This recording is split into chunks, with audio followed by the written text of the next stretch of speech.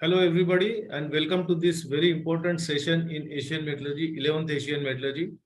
And we are here to discuss the emerging trends in Indian automobile industry. Before we start this subject, I would like to give you a brief introduction about Asian Metallurgy show. As many of you may know, we have started this show in 1997. It was earlier a ground show, a 3-day exhibition coupled with the conferences. But now after COVID, we have shifted the entire show on the digital platform. Since last year, we are doing this show along with our other events all along the year. And this show comprises of an exhibition, a Steel and Metal Expo, which you can always visit. And apart from that, there are conferences or rather panel discussions on a digital platform, and we try to address the prime issues or prime subjects concerning the metallurgical industry. On day one, we had discussed about digitalization and how important it is for metallurgical industry. Day two, we have discussed the green steel making, how near, how far. Day three only, we have discussed the status of steel projects in India. Then next day, we discussed the status of foundries in the country. Then yesterday, we discussed about aluminum technology, process and applications. And in the afternoon, we also discussed the future of copper business in the country. So we are trying to cover all aspects of metallurgical sector. And today we are discussing the emerging trends of auto industry in the country. Why auto industry? Because auto industry is such a strategically positioned industry that at one end it appeals to the masses, it appeals to the consumers like you and me as a common man who purchase automobile or who are the industries which purchase commercial vehicles. And on the other hand, steel industry, which supplies steel to automobile in the automobiles, and maybe directly as a body part or maybe as forged components through forging companies. And the foundry industry, which supplies castings to the automobile industry, and many other metal parts which are used in automobile are supplied by metallurgical industry. So that is why I said auto industry is very much strategically located, and most of the metallurgical industry is interested in the future of automobile industry. And that is why we have selected this subject, emerging trends in automobile industry. And we have discussed this. I have discussed this with Mr. Udayan Pathak, who is everybody knows, who is veteran in automobile industry, was in Tata Motors for a lot of years. And now he is in ASM International. I think he's chairman of Pune chapter, and he is doing a lot of consultancy work as well. So he is the person who can really discuss the automobile industry present and future. We have experts also who have joined Mr. Udayan Pathak to discuss this, and I would now give charge to Mr. Udayan Pathak. Thank you, Mr. Chandekar, for such a wonderful giving insight about the Asia Metallurgy and the current perspective about the today's discussion. As you rightly said, yes, automotive industry definitely play a very strategic role, not only in the industry, but specifically in the metallurgy industry. And in that context, let's have a quick look about how the automotive industry has progressed so far in India. If I talk about the technical advancement in design and manufacturing, there was the era when everything was being designed and manufactured by the OEM, made by Tata Motors, made by Ashok Leyland, Mahindra, and of course that time Volvo and all those players were not there in India.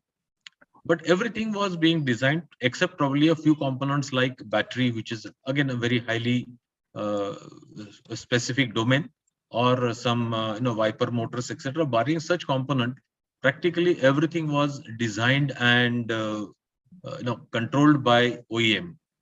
And then there came a system where the globalization has permitted a lot of experts to come into this field in India, and lot of system and subsystem manufacturers. They started their manufacturing capabilities and design capabilities in India. And even Indian automotive industry and the global automotive industry has realized their role and participation in the automotive design. And then came the time when the Tata Motors and Ashok Leyland and all other OEM manufacturers and Mahindra, etc. They migrated from all these everything manufacturer to the kind of vehicle aggregator, and they followed probably the as all of us know, the automotive industry follow the aircraft model. So like Boeing or Airbus, if you look at, they don't manufacture engines, they don't manufacture cockpits, they don't manufacture hydraulic systems. They just take engine either from GE or Lockheed Martin or something like that. They take hydraulic system, they assemble it, but they have the expertise to make sure that mix and match is adequate. And probably that kind of role now automotive industry is doing with lot of like for example, Dana has entered into India for the driveline components. Then we have Visteon Systems and so many companies you can see in India today, and globally they are performing well.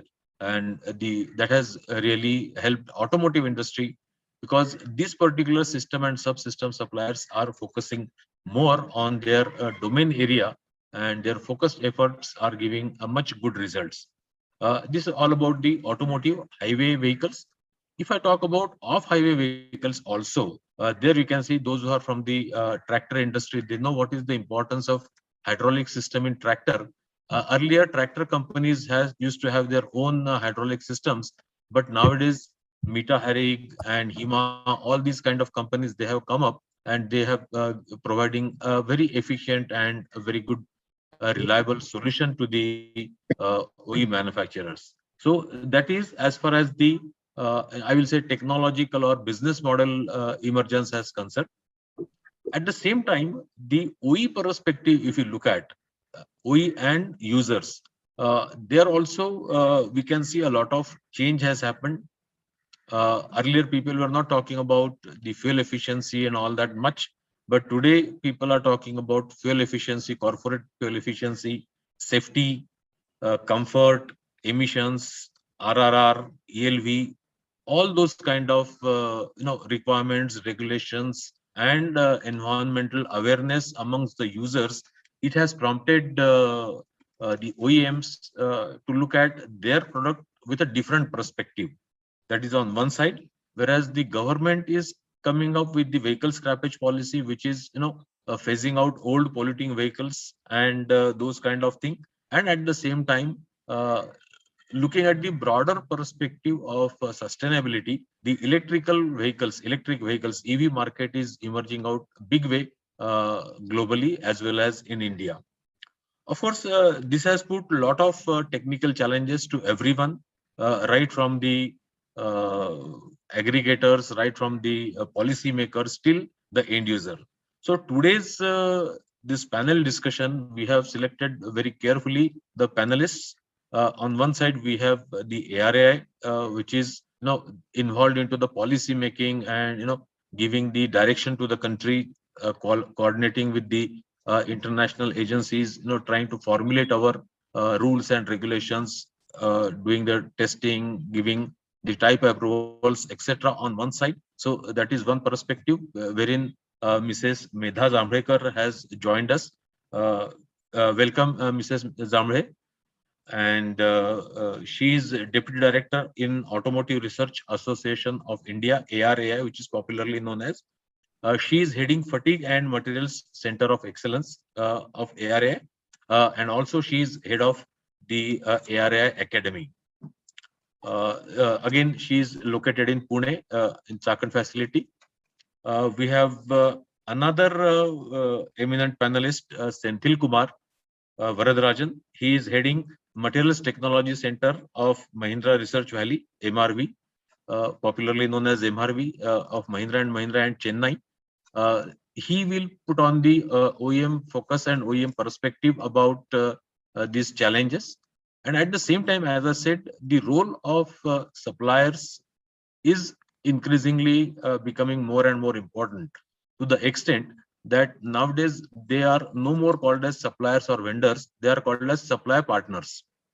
To that extent, they are closely associated with this industry. So what are the challenges they will be facing? What are the preparedness they will have to show with all these emerging trends? That is being that particular area.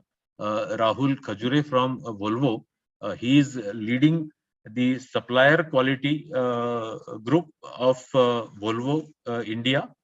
He is based out of the Bangalore, and I welcome all the three eminent panelists. And I think we will first go to Mrs.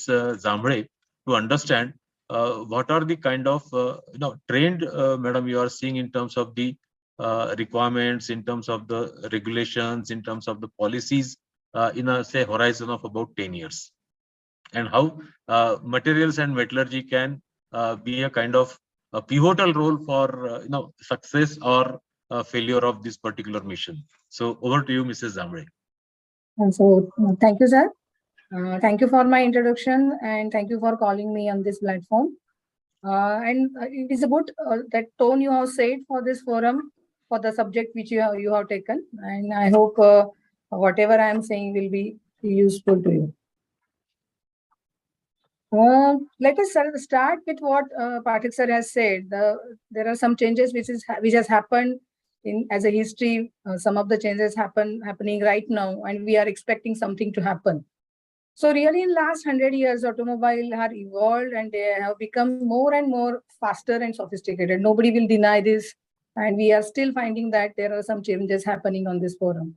Maybe fundamentally they are still the same. Automobiles are still the same for a long time. They have wheels, they have energy system, they have powertrain, they have steering wheel, etc. But over the period, we can say some of the changes which are predominant changes. But the more predominant changes that are happening are in this area. And I feel that this era is more exciting as well as promising era for all of us. And all stakeholders who are presently connected to the automobile industry are really feeling proud at this moment that they are still contributing to these things to happen. They are also witness for many things to happen. So let us find out what are the things as a trend we are looking at. In recent years, we are seeing changes as electrification, autonomous driving, even the flying cars, which are completely different than the traditional cars and maybe traditional automobiles.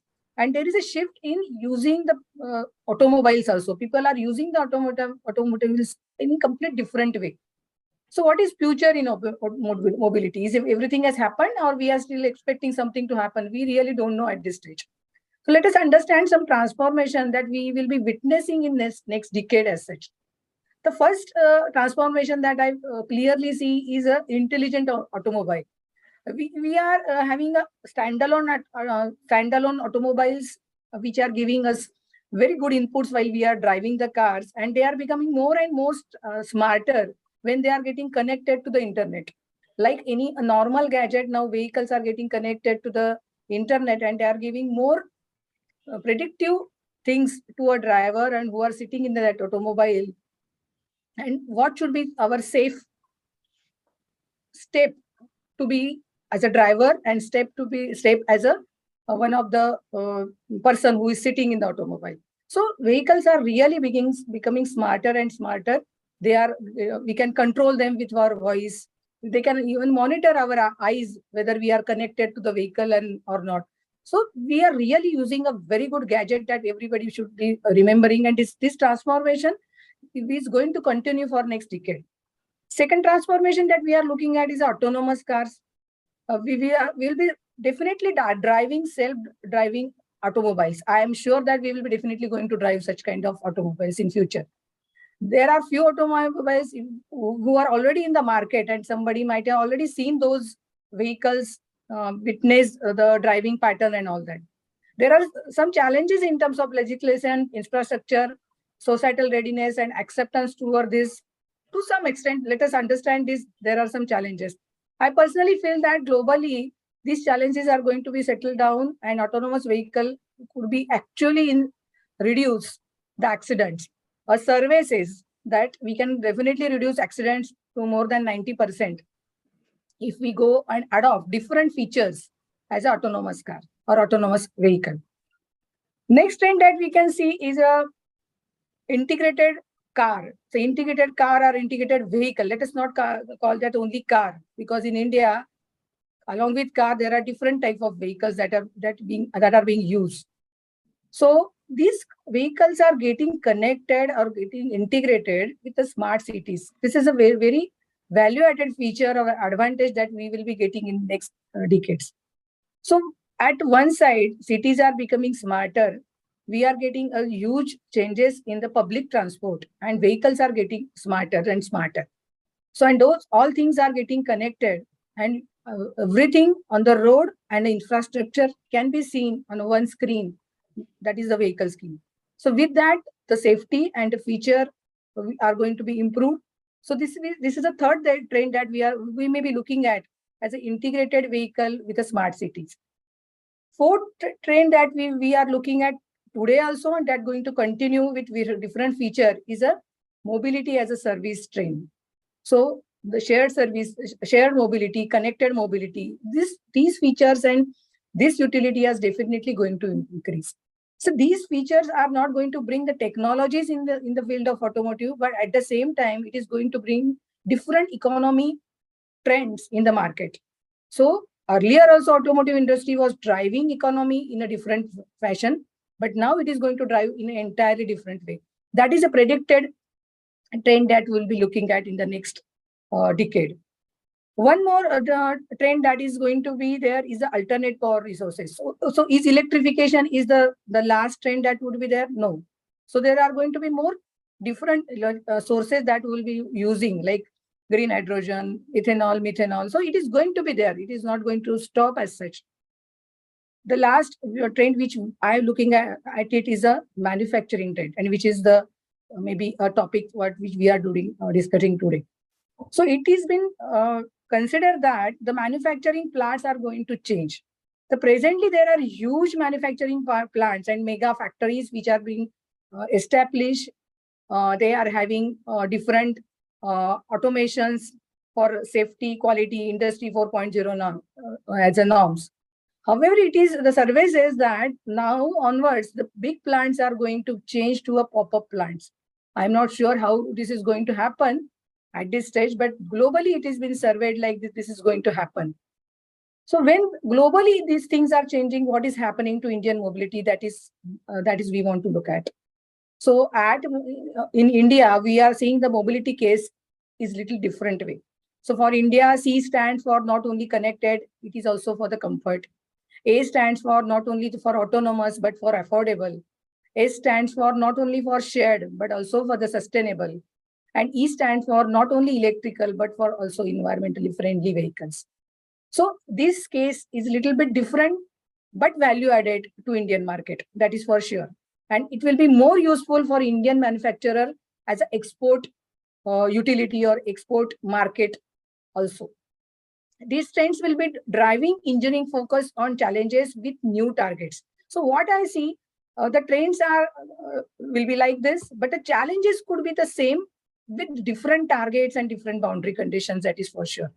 So the lightweighting challenge, we have been discussing this lightweighting challenge since many years, and this is going to be there continuously.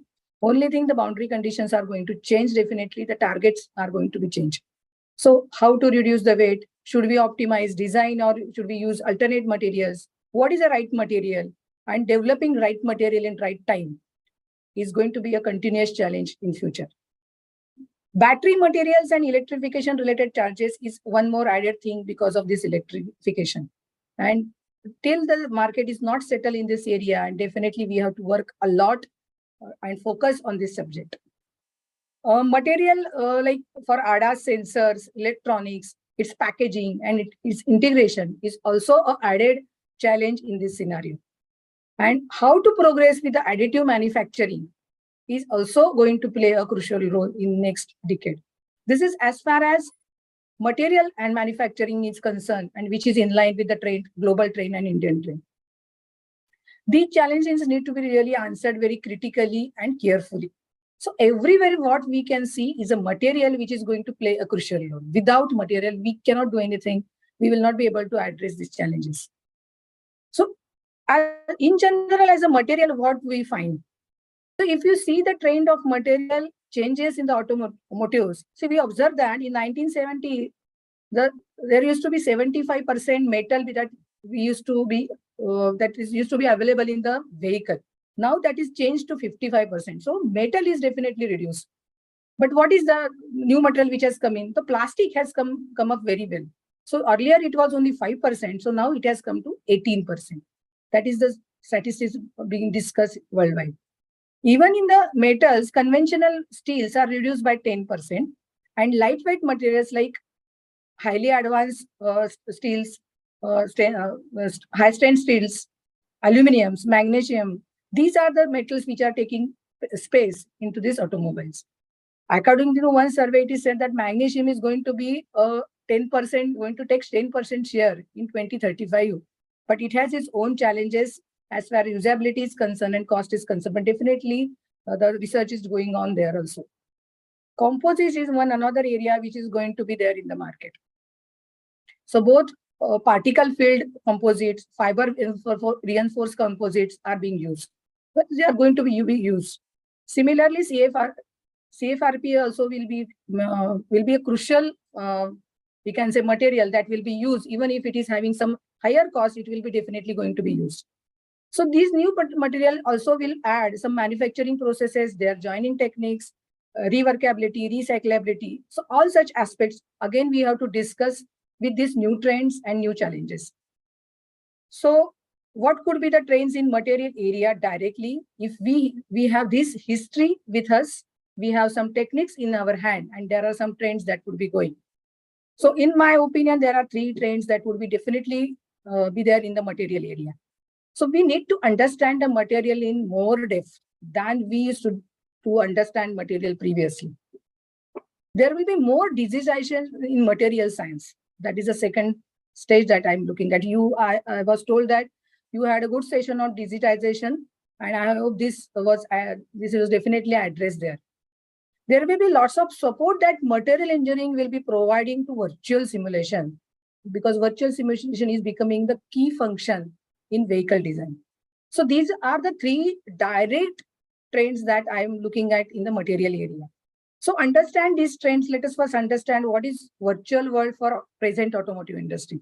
So recently we had one conference and we discussed that earlier the automotive industry, the simulation was in a reactive model.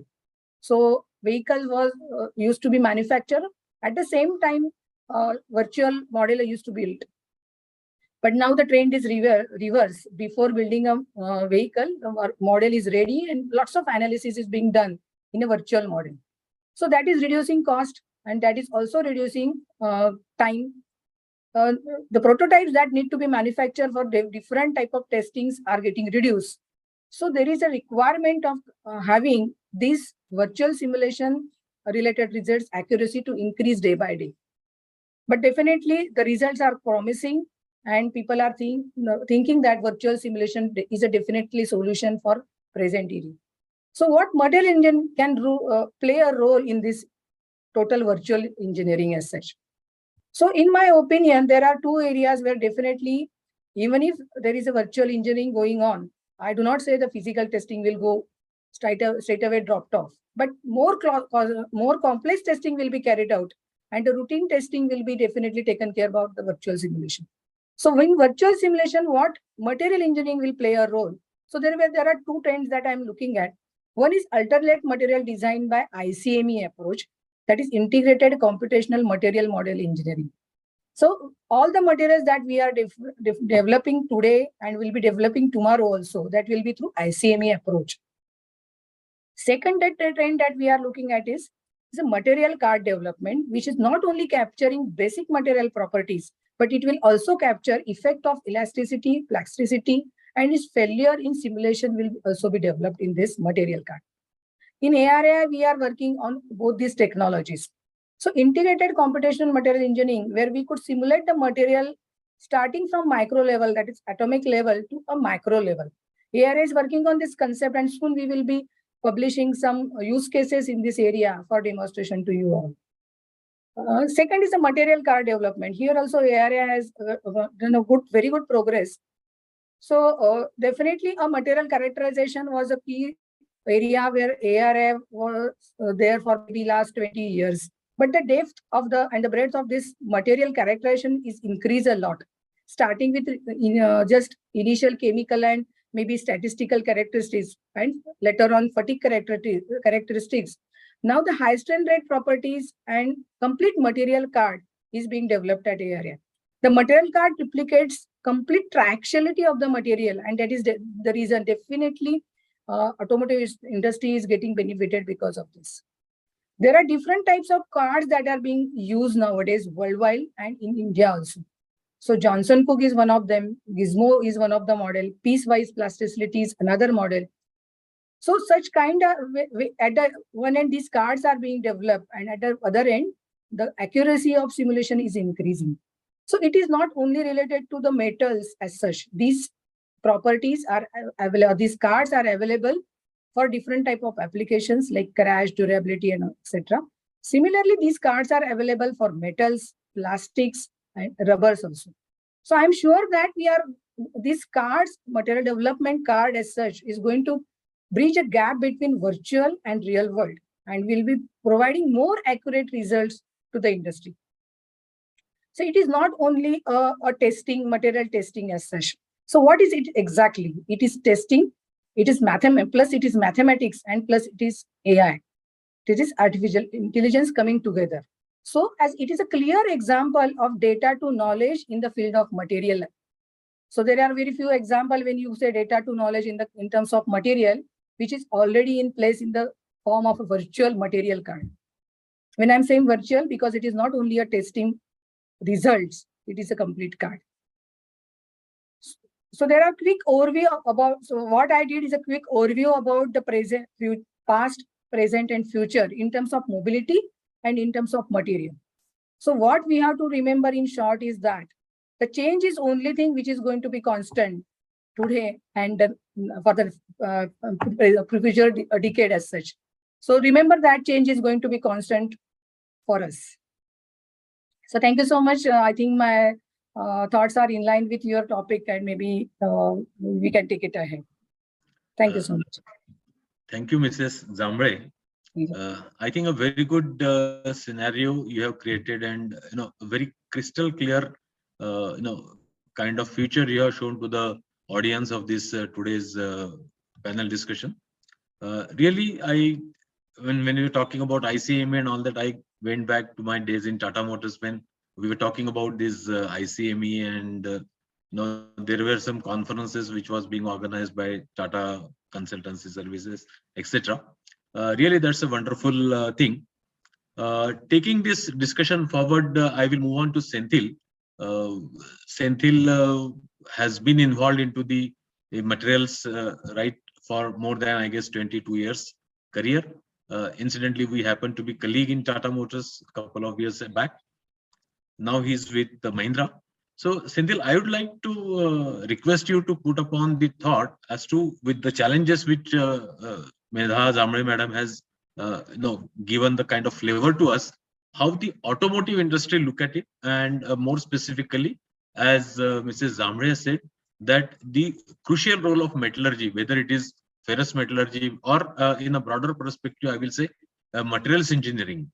So over to you, Senthil. Am I audible? Yes, yes. Hello. Audible. Yeah.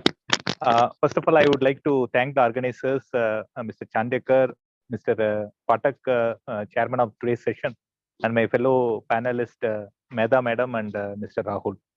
So I would like to kind of, it was wonderful that Medha madam has really touched upon every aspects of past, present, as well as future in terms of the challenges what the industry is facing, and what are all the mega trends going forward. So when you really look at the current scenario, I think Mr. Pathak, you had kind of rightly pointed out that the automotive manufacturers have become more like an integrators, but the challenge is how to be an integrated at the same time keep the DNA of the particular brand intact. Say, for example, if you take Mahindra, which is more like an authentic SUV, then even though the constituents and the vendors are the same, how do we kind of put together a product that will still reflect the DNA of the product or the brand. So this is a very important kind of a thing. But most important thing on the current scenario is, the time that we take it to bring in new product. So gone are those days wherein we have one model and it used to run for 10 to 15 years, being the backbone of the revenue. But those days are all gone. So you really has to bring in new top hats, every now and then. And in a particular year, at least scale 2 or scale 4. That means what I'm saying is the facelifts in earlier days used to be only a kind of a small color change or a kind of a decal change. So those things, the market is quite evolved today. And these kind of facelifts is not accepted anymore. So if you really look at it, the product development is today considerably shrunken. Say, for example, every 36 months, we need to kind of make a brand new product. So 36 months, if you kind of divide it into 18 months plus 18 months, that is something like 18 months I have in the digital phase and 18 months in the physical phase.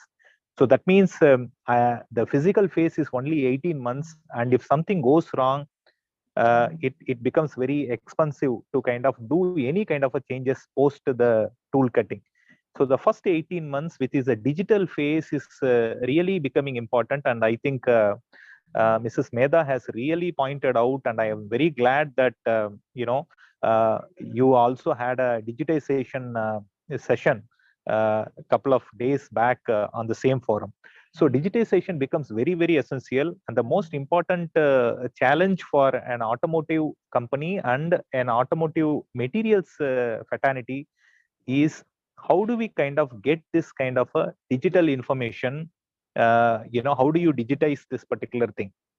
First and foremost is the quality of the information. Okay. Second thing is the band of operation of the mechanical properties. So gone are those days, we only used to handle monotonic properties. Then we have cyclic properties like low cycle fatigue and high cycle fatigue came into being. But now we are gone beyond all this particular thing. We are now looking at high strain rate properties. We are looking at tailoring a particular property for a purpose. And I think Medha madam spoke about Johnson Cook model and models like Gizmo, which are the failure criteria for the MAT 24, which is the LS Dyna card.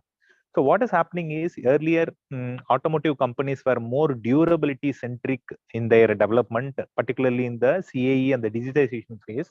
But now we need to have a multidisciplinary approach. That means I need to simultaneously optimize my weight, my stiffness, my strength level, my durability, and all other performance attributes. Say, for example, if you see, you have, I need to do a paint simulation at an early phase of the program. Say, for example, CED simulation. Say, for example, the CED reach of the BAW is not adequate, then probably I need to add a small jogger or a hole for the, movement of the chemical in my paint shop. But imagine my entire development now, it is centric to crash. So what will happen to the crash behavior and the NVH behavior at a later stage? I cannot do it. So it is not only on the digitization of the material properties, whether it is high strain rate properties, viscoelastic properties, and deeper material modeling, but also we need to, upfront, we need to work on manufacturing processes like joinery, whether it is mechanical joinery or the thermal joinery that includes, not only the conventional welding metallurgy, but also new age welding in the field of laser welding, ultrasonic welding, which are all also getting important into battery pack manufacturing. Say, for example, cell-to-cell foil welding or the cell-to-cell busbar weldings. These are all also becoming very, very essential. So there are a lot of, over and above what Medha madam has told, there are a lot of areas in the manufacturing process simulation, even the direction of the weld, we need to ensure so that the residual stresses are all minimized at a very early stage of the tooling and the fixturing making. So these are all some of the very important challenges. So I am saying that we have 18 months plus 18 months only is available.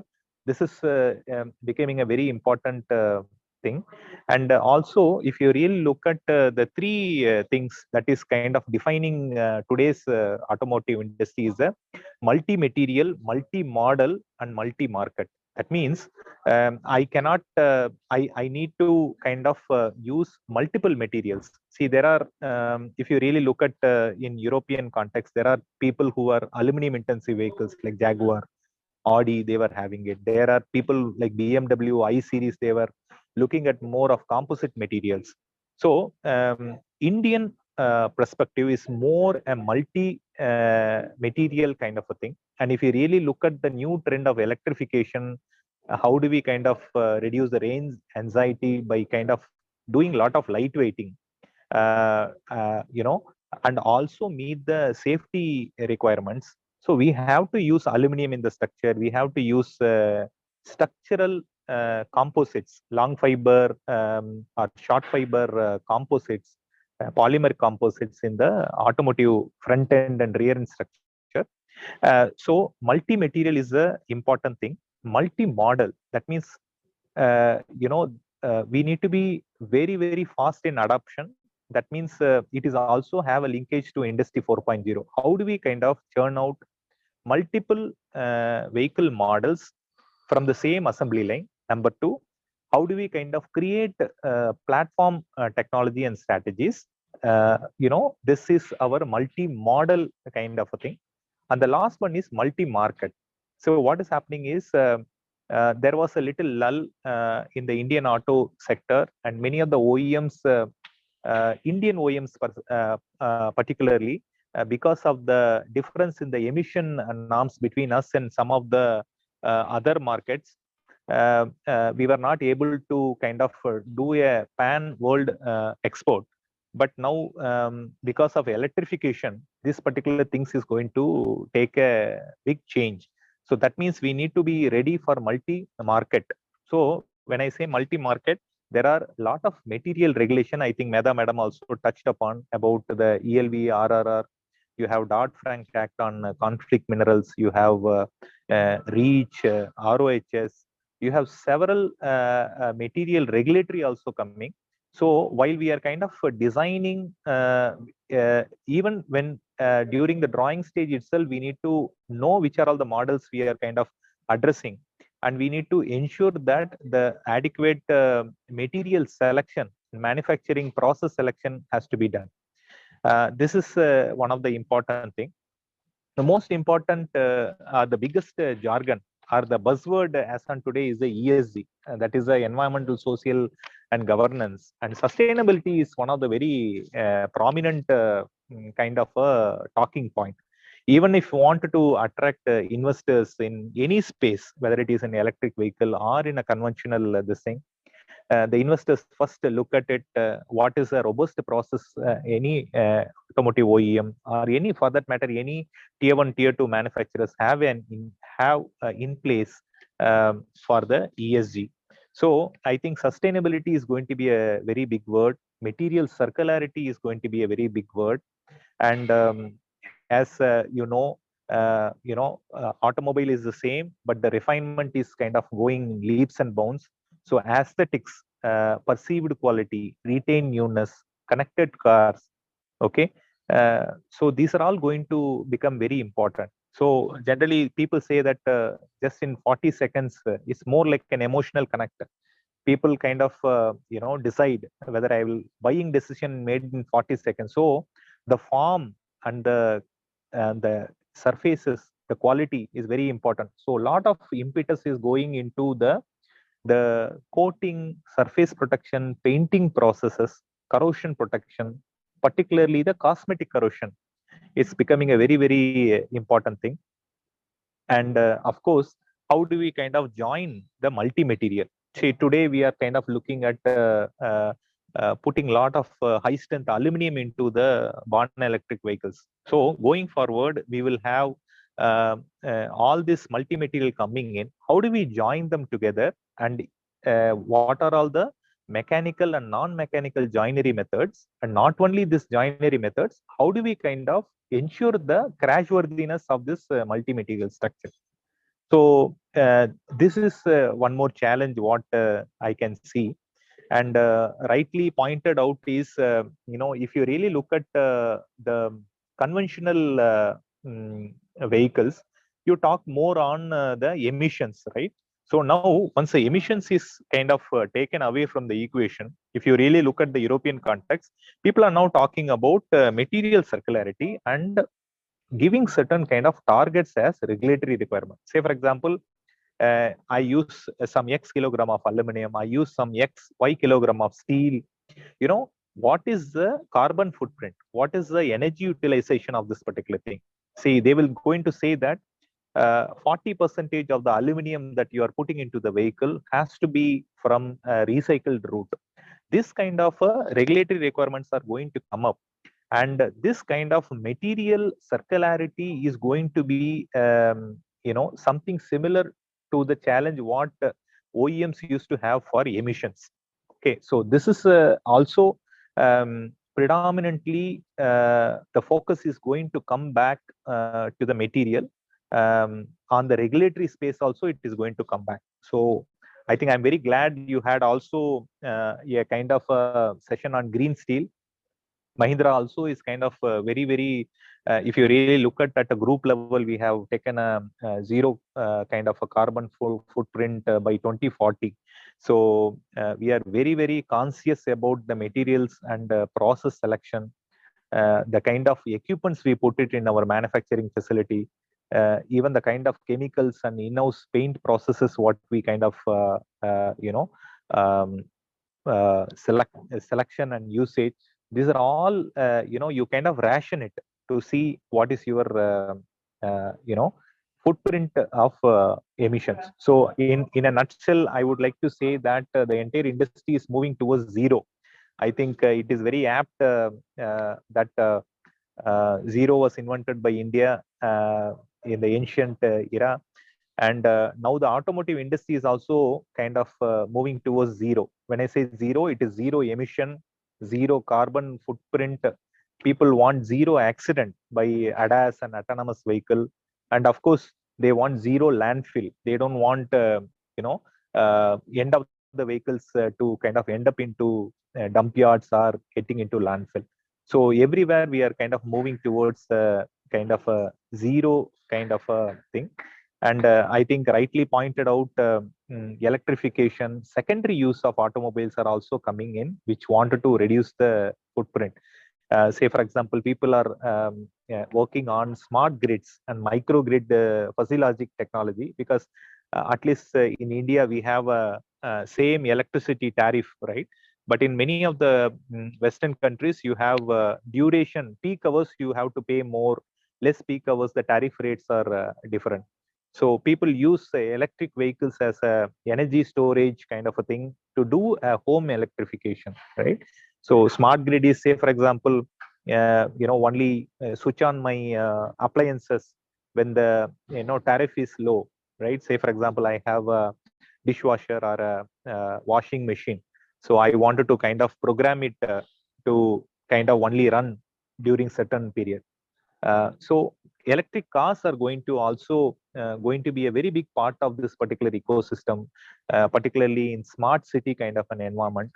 And electric cars, cars are also people talk about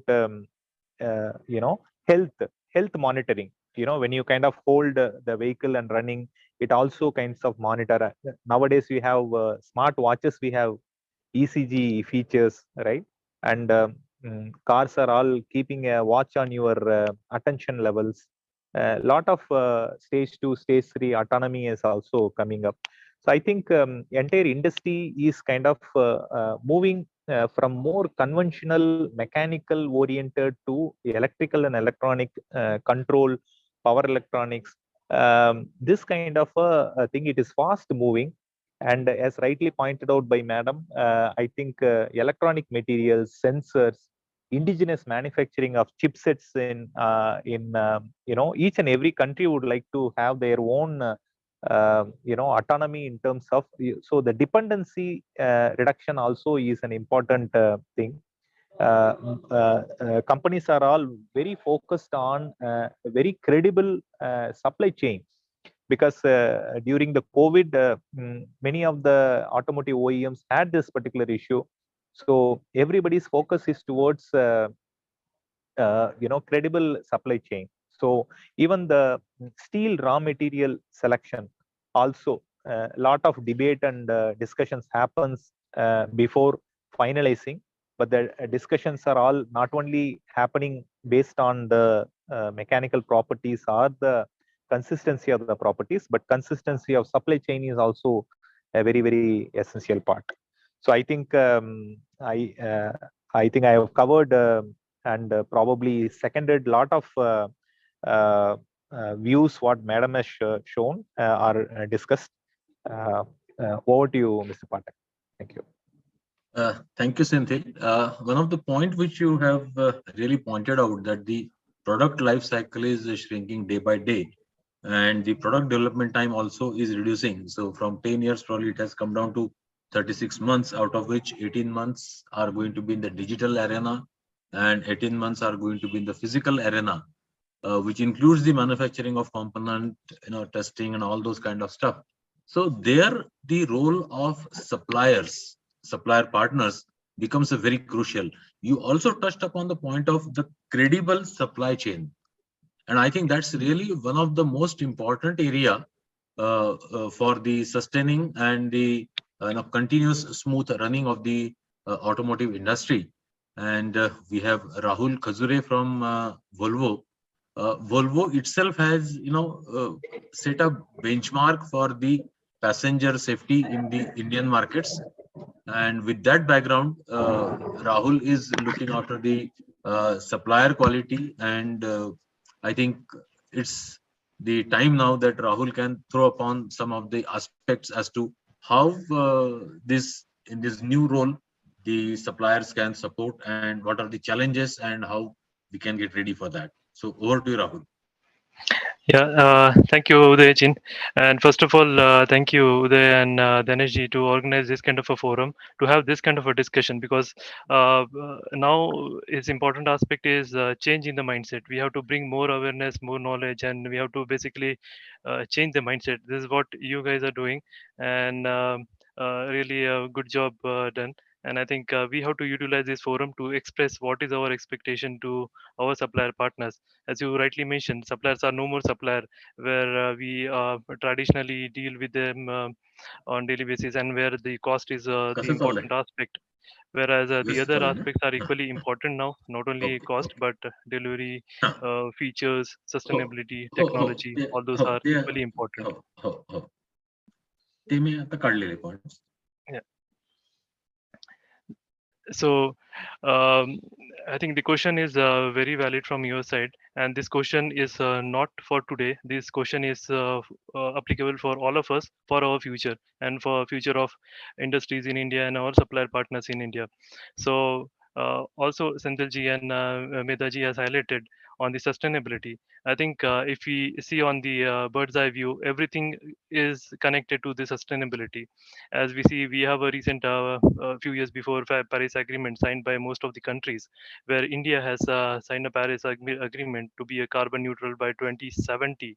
So that's is a target, and there are many other countries where the targets are for 2040, 2050.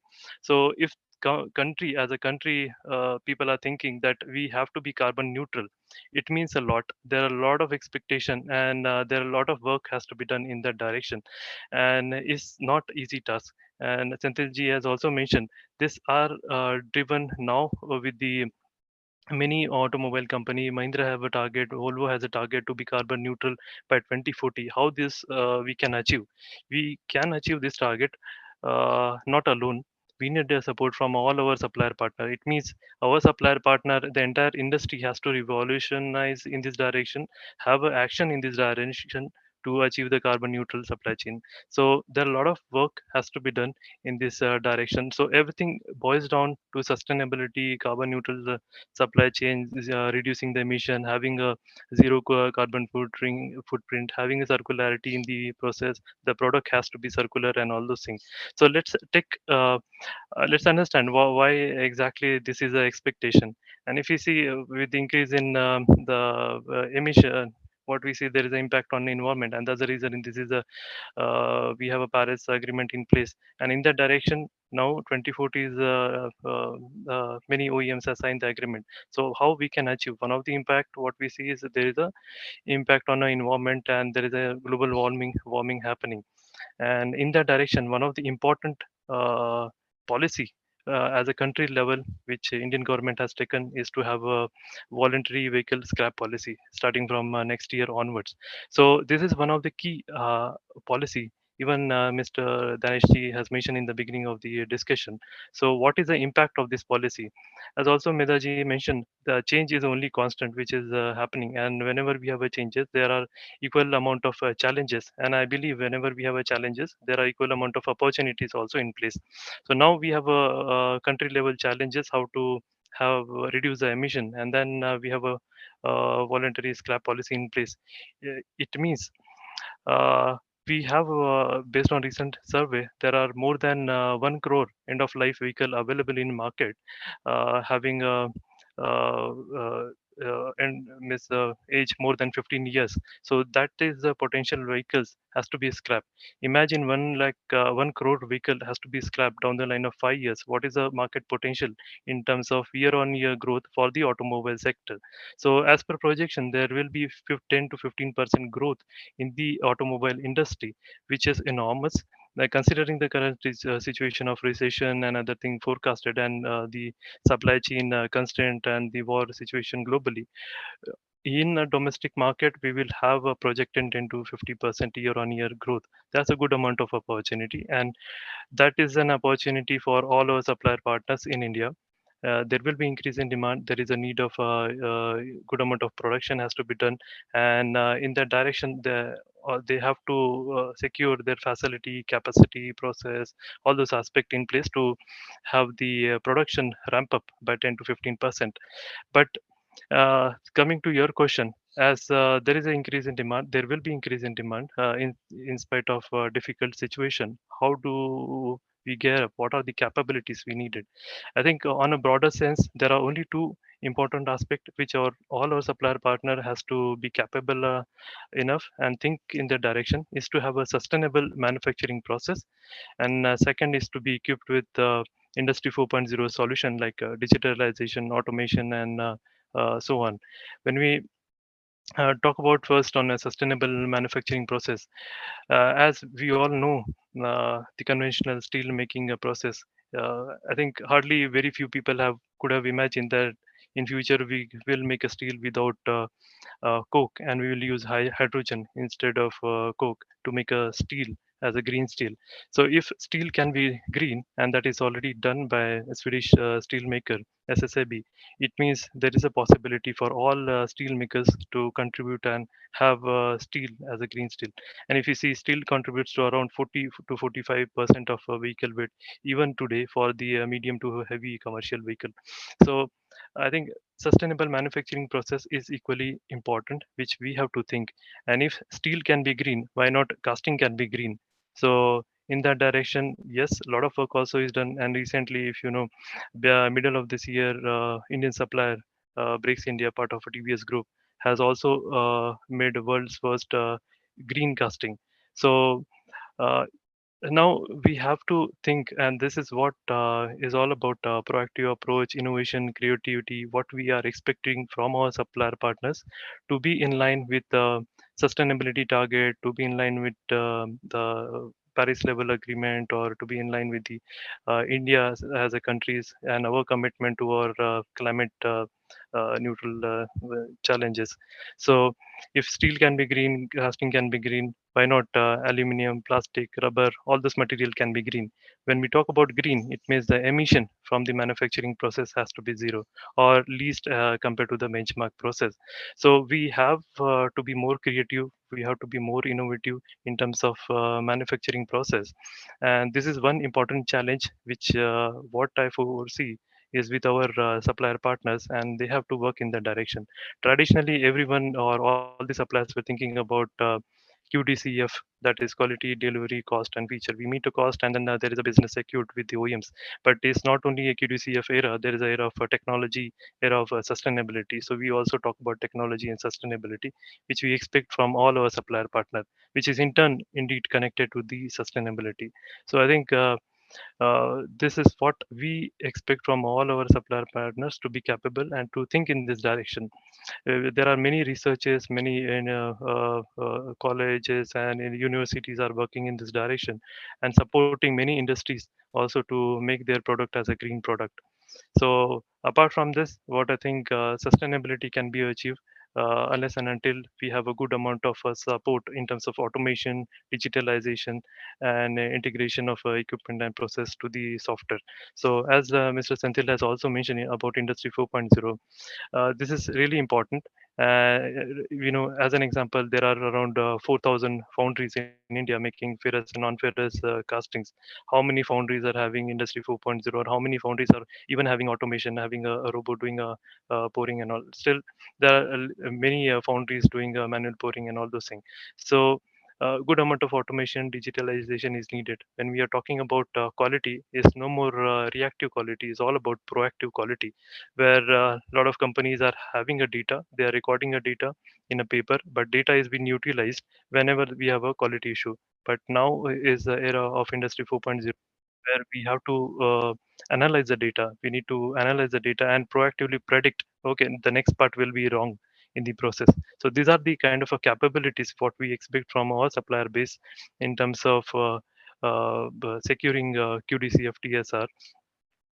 So I think overall sustainability and our readiness in terms of Industry 4.0, digitalization and automation, these are the main capabilities what we expect from all our supplier partners.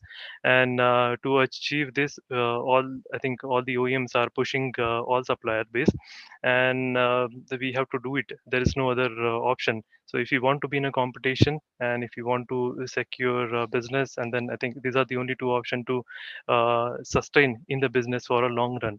And in that direction, I think partnership is a new leadership. Gone the era where, as is you mentioned, Pathak in the beginning, that many OEMs were making everything in-house, but now most of the critical aspects are even outsourced, and there are experts available specifically for doing a particular job.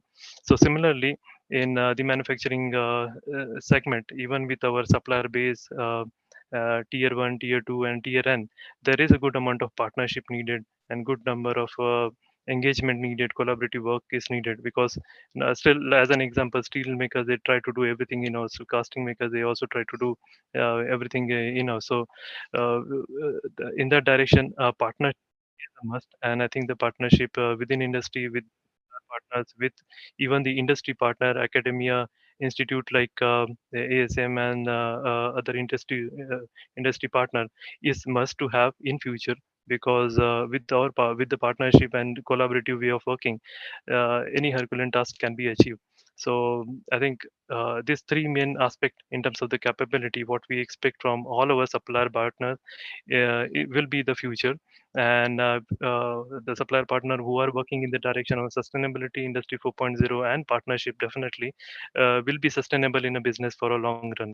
So that's what Pathak I just wanted to express. Over to you now.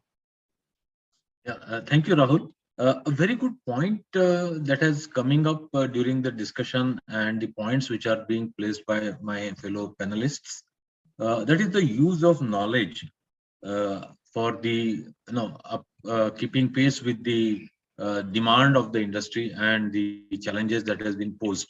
I think Jambhale madam has done a lot of work in this area. So, Madam, can we have a quick comment from your side as to how the knowledge management is going to help us to sail through this turbulence smoothly? I don't know whether I have done a lot of work into this area, but there are three types of knowledge that is being considered. One knowledge that is coming from the books, that is called a theoretical knowledge. We can say some theories, some question, some equations, sort of a thing. Some knowledge that comes as a, you can say, train somebody through training programs and all those things. But that is a third knowledge that we call it the tacit knowledge. That comes with the observation only. So you cannot consider knowledge as an object. Many people mistake in considering knowledge as an object, because nowadays there are various platforms which are available to actually store the data and some sort of analysis, and they confuse with that data as a knowledge. This thing is like that. So if you want to really grasp the tacit knowledge, you have to be good in observation. So whatever you learn as an observation comes under the tacit knowledge. Third thing, this is a one important point, and the third thing which I want to say is in the knowledge theory is like that. Many times when we are doing our working on our problem definitions, what happens that we cannot conclude the complete exercise or complete experiment in that particular scenario, and we generally just upload the data into the platforms, and some of the conclusions left unanswered. So there are some observation, but the conclusion is not there. And such kind of things, if it is available on the platform, in future, if somebody really want to use those theories and that data, they have to many a time start the things afresh. So there are a lot of resources that are getting duplicated in terms of man hours, some equipments and all that. So that should be continuously avoided. So the knowledge when I say it is actually interpretation of the data. So, and we should not confuse knowledge only with the data and the information that is nowadays available all around world. So it is coming from books, it is coming from internet. So we should be very careful on those lines. Yeah. So another point that is coming out during the discussion is, the usage of digital data for various purposes. And one of the purposes is, the digital validation of the component and the vehicle as such. So maybe how the industry look at it, maybe either Mr. Jambhale or Senthil can probably address this question as to how the digitization can be done more towards in this direction, so that, the sacrificing vehicles, I mean, it's not a question of sacrificing the vehicle, but the time required again to prepare the next vehicle for in case of any failure. How industry look at it? Maybe I leave it to you, both of you whosoever want to address this probably, or both of you probably may like to address this point. So I will try to add my points into this. So Okay. when it comes to digitization, what we have done trying to help the industry is in two ways. We are having the digitized road surfaces. So 2D and 3D road surfaces which we are providing to automotive industry has helped many OEMs and maybe those who want to really launch their products for Indian market. So there will be vehicles which are very good running at some other markets, but if they want to launch the market, their vehicles can be digitally validated using this road profile data, and that data is available in terms of highways, countries, rough roads, in different type of speeds. Actually, road data is independent of speed. But we have some data which is vehicle specific data, that data can be used to understand how the some parameters are changing with respect to speed, with respect to load, what is the Indian driving pattern, how many times we have to actually put the brakes, how many times we are really hanging the horns. So such kind of driving behavior is also available for industry to actually to optimize the products. That is the one part of it. Second part, which is a database of a material. So to help auto industry, we are actually having a database of say 40 odd materials, wherein the characteristics of materials in terms of statics and cyclic properties and even high standard properties can be of use. So these are some digitization things which that come into my mind immediately. Third thing is actually we are helping industry in doing some testings like hardware in loop testing. So the model can be virtual, but if specific products for example, in the vehicle, complete vehicle will be in virtual mode. And say you want to test the shock absorber, that will be in HIL mode. So this complete testing environment comes into the digital and the hardware in loop format. So the roads of any country can be actually used in a virtual mode and can be tested. So this is a testing scenario which I want to just create in front of you for the testing purpose and digitization angle. Over to you, sir. Senthilkumar, Yeah. we are here to hear your Maybe views on this. Senthil, I can see that Senthil is now getting charged up for answering this. Yeah, what is Senthil? So I think, very nicely, summed up by Medha madam. See, I think digitization, people are now talking and we are also practicing, and same as I have seen in industry also, that virtual validation is a kind of a group that everybody has created and constantly working on it, virtual validation. And as you rightly pointed out, gone are those days wherein we are using an yield-based design. Nobody is doing an yield-based design. We are all using low cycle fatigue based design. When I am using low cycle fatigue based design, as you rightly pointed out, the use profile and the user case definition in terms of how much I will run in rough road, how much mofussil, how much hilly terrain. So this becomes the DNA of that particular OEM, and basis on this particular road profiling and road loaded RLDA analysis, you are able to really do a virtual validation to see whether you will really will end up in some kind of a problem during the physical validation of that particular thing. And one more thing you rightly pointed out, hardware and loop, particularly lap car, hardware and loop. These are all things that are all coming up in the in the electrical space also. And the third important thing is in manufacturing, people talking about digital twin.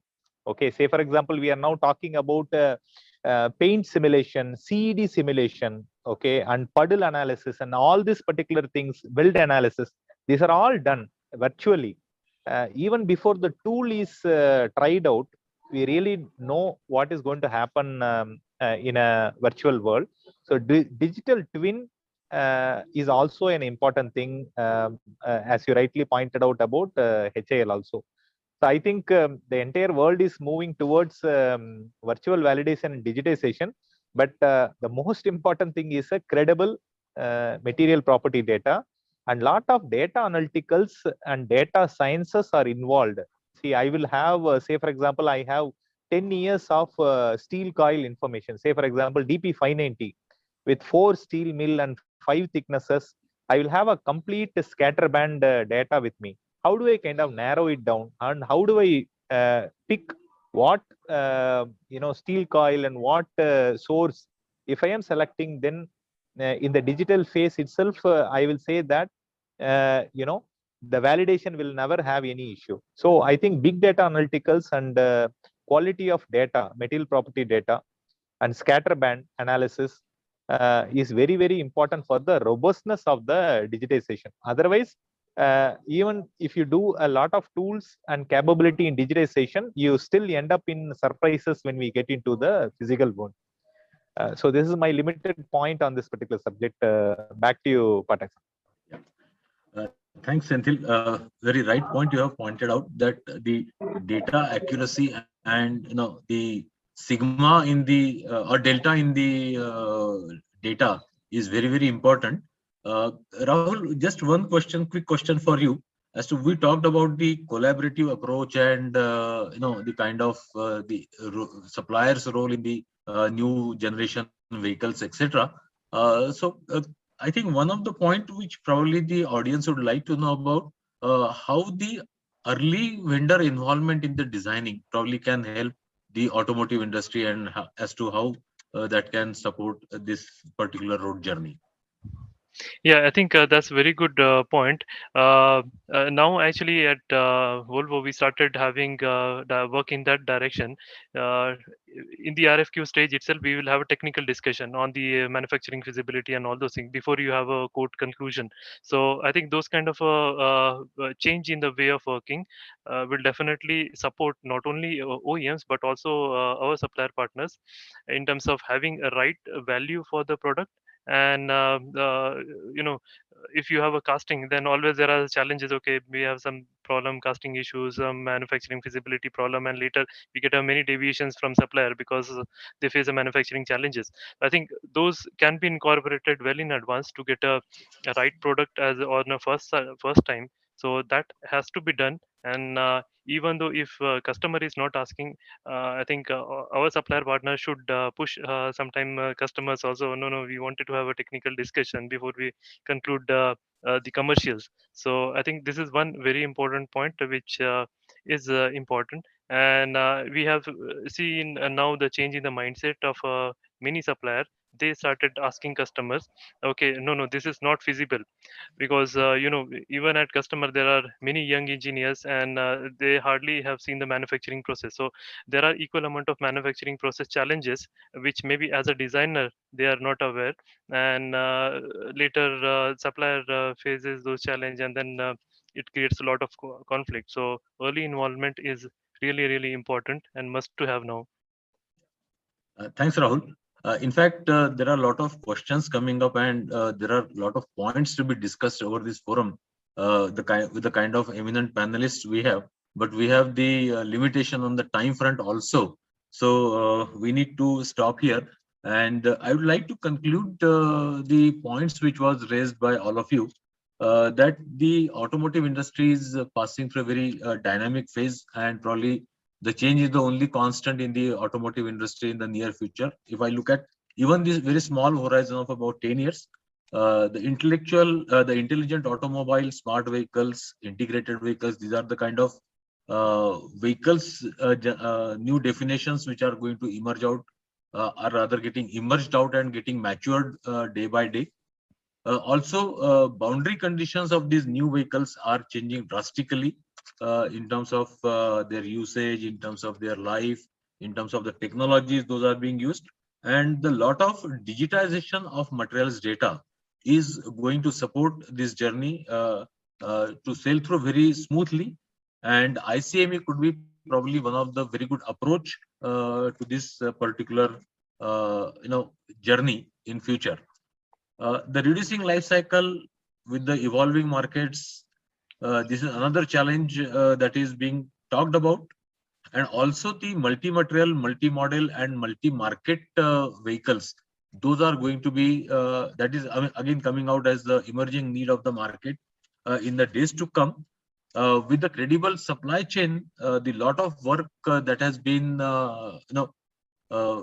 focused on the supplier end, and particularly as just some time back Rahul has mentioned about the early vendor involvement, as well as the very effective usage, and I will not say only usage, but more specifically the proactive usage of the data on the industry 4.0 for vendor quality upgradation and enhancing the whole reliability of the automotive is going to be the future of the automotive industry, where metallurgy can definitely support. Apart from Asian Metallurgy, there are many such conferences which are happening.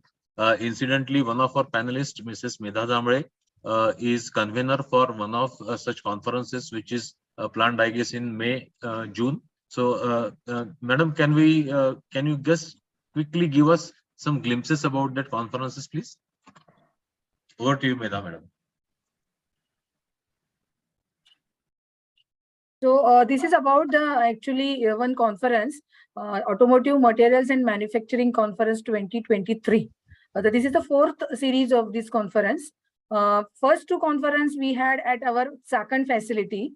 Third conference we could not do physically. That is the reason we did it on a digital platform.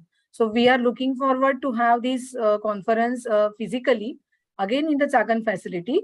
It will be on 31st May, 1st June and 2nd June 2023. So soon you will all will be getting the details of this. So this is going to be in association with SAE as well as ASM Pune chapter. So all the paper reviews will be through MyTech Zone. So all are requested to participate and give good papers for this program. Also, there will be Expo along with this conference in the second facility. So you all are invited to participate in a conference and in the Expo. We will be soon publishing this information and the first announcement through our channel partner and you can say on the internet, on the LinkedIn, everything you will get these details. So look forward to meet you in Jharkhand on 31st May. Thank you so much. Thank you, all the panelists. I think it was really a wonderful discussion. And over to you, Mr. Chandekar.